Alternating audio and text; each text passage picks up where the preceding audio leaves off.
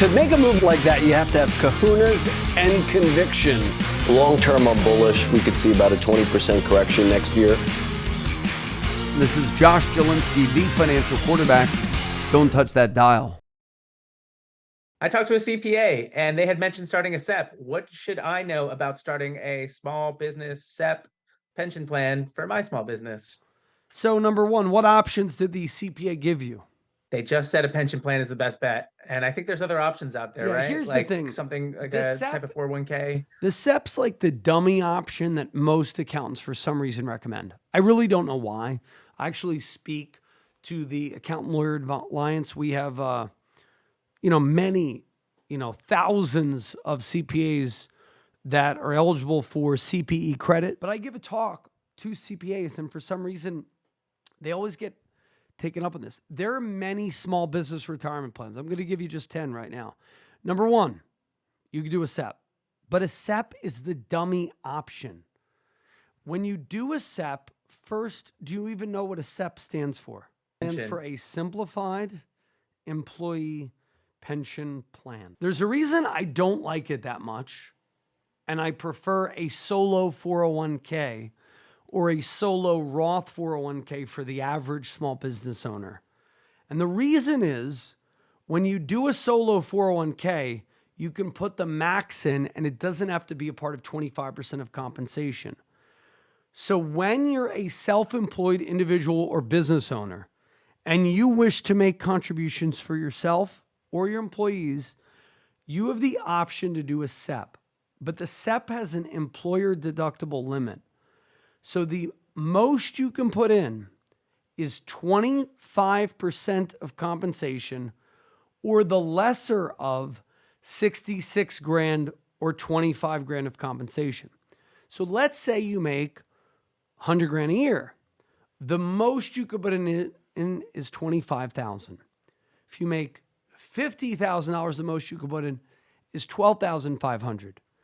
But if you do a solo 401k, you can put in a lot more. You can put in up to 30,000, and there's no 25% rule. But generally with a solo 401k, the most you can put in to a SEP or a solo 401k is $66K in 2023. But what's nice about a solo 1K is there is no 25% rule.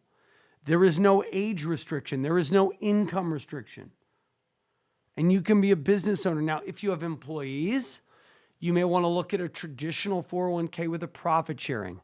If you are a solopreneur, most accountants will recommend a SEP IRA, but a solo 401k is a better option. So number one, you could do a SEP. Number two, a solo 401k. Number three, a solo Roth 401k. That money grows tax-free. You can pull it out tax-free. Number four, you could look at a 401h, which is a retirement plan where you can actually take money out when you're retired tax-free. You get the deduction on the way in and you can take it out tax-free, sort of like an HSA.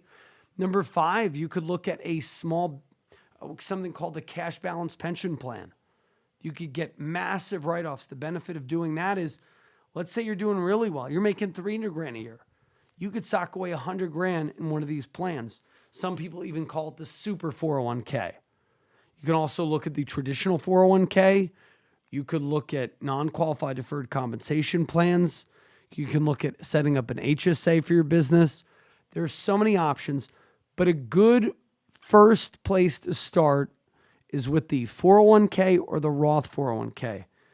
Because when you do a solo 401k, you can suck up to 66 grand and you don't have to make 300 grand a year to put in 66 grand. Guess what? You could put in 66 grand. So if you're married, you can live off your wife's salary, you can live off your husband's salary, and you can sock all that money away, get a big fat tax write-off, courtesy of Uncle Sam.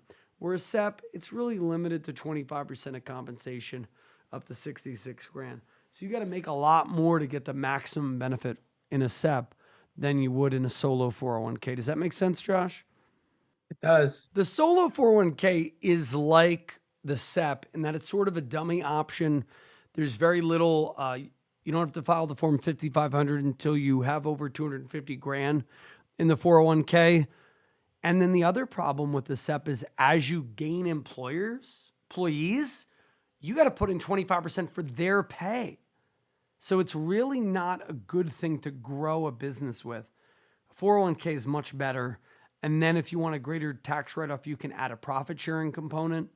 And then you could add a cash balance pension plan, which is different than the simplified employee pension. Basically, the SEP IRA is just a dummy option. If you meet with your accountant, they often recommend it. I don't know why.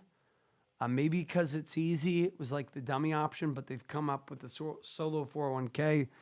That can be a better option. And the solo Roth, the money you put in, you don't get a tax write-off, but the money grows tax-free and you can pull it out tax-free.